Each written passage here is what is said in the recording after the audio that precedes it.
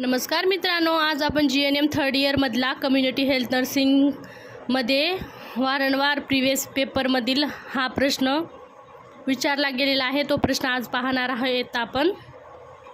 हे प्रश्न मागील वर्षाच्या प्रश्नपत्रिकेमध्ये विचारला गेला आहे आणि त्यामुळे हे प्रश्न परीक्षेसाठी खूप महत्त्वाचे आहे। व्हिडिओ शेवटपर्यंत बघा, कारण हे उत्तर हेडिंग सगट पॉईंट टू पॉईंट कसं लिहायचं हे देखील सांगणार आहेत आणि तुम्हाला एक्झामची टिप पण देणार आहे। तर व्हिडिओला शेवटपर्यंत बघा। ही बघा, आपत्ती पाहणार आहोत आपण, बालमृत्यू पण पाहणार आहोत, अजून पुढे पण 2-4 प्रश्न पाहूया आपण। तर आपत्ती म्हणजे काय, त्याची व्याख्या पाहूया आपण। जीवितहानी व मालमत्तेचे नुकसान करणारी अचानक घडणारी गंभीर घटना म्हणजे आपत्ती होय। तर आपत्ती म्हणजे काय, जीवितहानी व मालमत्तेचे नुकसान करणारी अचानक घडणारी गंभीर घटना म्हणजे आपत्ती होय। तर आपत्तीचे प्रकार पाहूया आपण। आपत्तीचे 2 प्रकार आहेत, नैसर्गिक आपत्ती आणि मानवनिर्मित आपत्ती असे 2 प्रकार आहेत। तर आपण नैसर्गिक आपत्तीमध्ये काय काय होते ते पाहूया। पूर येतो, यामध्ये भूकंप येतो, दुष्काळ होतो, चक्रीवादळ येतो, असे नैसर्गिक आपत्तीमध्ये येतात। नैसर्गिक आपत्तीमध्ये काय काय येतात, पूर येतो, भूकंप, दुष्काळ, चक्रीवादळ। आणि मानव निर्मिती, जे मानवाने निर्माण केलेले आहे आपत्ती, ते कोणकोणते आहे ते पाहूया आपण। यामध्ये आग येते, युद्ध, रासायनिक दुर्घटना आणि अणुस्फोट। तर याच्यामध्ये काय काय मानव निर्मितीमध्ये येते, आग, युद्ध, रासायनिक दुर्घटना, अणुस्फोट, बॉम्बस्फोट ते होतात ना, ते मानव निर्मितीमुळे होतात। तर आपत्तीचे प्राथमिकचे उपचार, आपण जर आपत्ती झाली तर त्याला प्राथमिक कोणकोणते उपचार करू शकतो, अगदी सोपं आहे। रक्तस्राव थांबवणे, कृत्रिम श्वसन CPR देणे, भाजल्यावर उपचार करणे, हाड मोडल्यास स्थिर ठेवणे, असे आपण प्राथमिक उपचार करू शकतो। काय काय, रक्तस्राव थांबवणे, कृत्रिम श्वसन देणे, भाजल्यावर उपचार करणे, हाड मोडल्यास स्थिर ठेवणे। तर आपण पुढे पाहूया आपत्तीसाठी भूमिका। आपत्तीमध्ये परिचारिकेची भूमिका काय करणार आपण, तर प्रथम उपचार देणे, त्याला जखमीची तपासणी करणे, औषध देणे, मानसिक आधार देणे, संसर्ग नियंत्रण करणे। तर आपत्तीमध्ये परिचारिकाची कार्य काय काय असणार, त्याला प्रथम उपचार देणे, जखमीची तपासणी करणे, औषध देणे, डॉक्टरांना दाखवणे, मानसिक आधार देणे, संसर्ग नियंत्रण करणे, अशा प्रकारे त्यांना आपण नर्सिंगचे कार्य आहे त्यामध्ये। आता त्याचे आपण व्यवस्थापन काय काय करणार ते पाहूया। नंबर 1 आहे आपत्तीचे व्यवस्थापन काय करणार आहात, तर प्रतिबंध नंबर 1, नंबर 2 तयारी, नंबर 3 तात्काळ मदत आणि पुनर्वसन। आपत्तीमध्ये व्यवस्थापन काय काय करणार, प्रतिबंध, तयारी, तात्काळ मदत आणि पुनर्वसन। निष्कर्ष पाहूया आपत्तीचं काय आहे। योग्य नियोजन व त्वरित मदतीमुळे आपत्तीतील जीवितहानी कमी करता येते। योग्य नियोजन व त्वरित मदतीमुळे आपत्तीतील जीवितहानी कमी करता येते। तर हा एवढाच आहे 5 मार्कासाठी। तुम्ही किती सोपं आहे बघा, पॉईंट टू पॉईंट लिहिलं ना, याला 5 मार्क भेटून जाते। तर पहिलं काय, थोडं आपत्तीची प्रस्तावना लिहायची, नंतर आपत्तीची व्याख्या झाल्यानंतर आपत्तीचे प्रकार 2 आहेत, नैसर्गिक आपत्ती आणि मानव निर्मिती आपत्ती। यामध्ये काय येतात, पूर, भूकंप, दुष्काळ, चक्रीवादळ।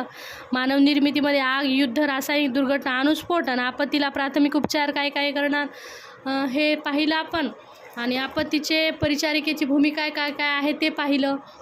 त्याच्यानंतर आपत्तीची व्यवस्थापन आणि निष्कर्ष हे झालं। आता पुढचा प्रश्न पाहूया आपण। पुढचा प्रश्न आहे बालमृत्यू दर, चाइल्ड मॉर्टॅलिटीमध्ये काय काय आहे ते पाहूया, व्याख्या पाहूया त्याची। जन्मानंतर 1 वर्षाच्या आत बालकांचा मृत्यू होणे याला बालमृत्यू म्हणतात। जन्मानंतर 1 वर्षाच्या आत बालकाचा मृत्यू होणे याला काय, बालमृत्यू म्हणतात। बालमृत्यू होण्याचे कारणे काय काय आहे ते पाहूया। नंबर 1 आहे कुपोषण होणे, संसर्ग रोग होणे, अकाली जन्म, कमी वजन जन्म आणि लसीकरणाचा अभाव। तर बालमृत्यूचे कारण काय आहे, तुमच्यासाठी छोटी ट्रिक आहे, तुम्ही लक्षात ठेवू शकतात। स अ क ल अ।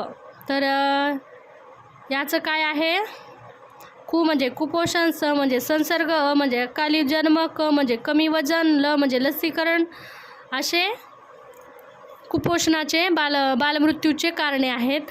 बालमृत्यू कमी करण्याचे उपाय काय काय करणार ते पाहूया। बालमृत्यू कमी करण्याचे उपाय, बालमृत्यू कमी करण्याचे उपाय. नंबर 1 आहे पूर्ण लसीकरण करणे, योग्य पोषण करणे,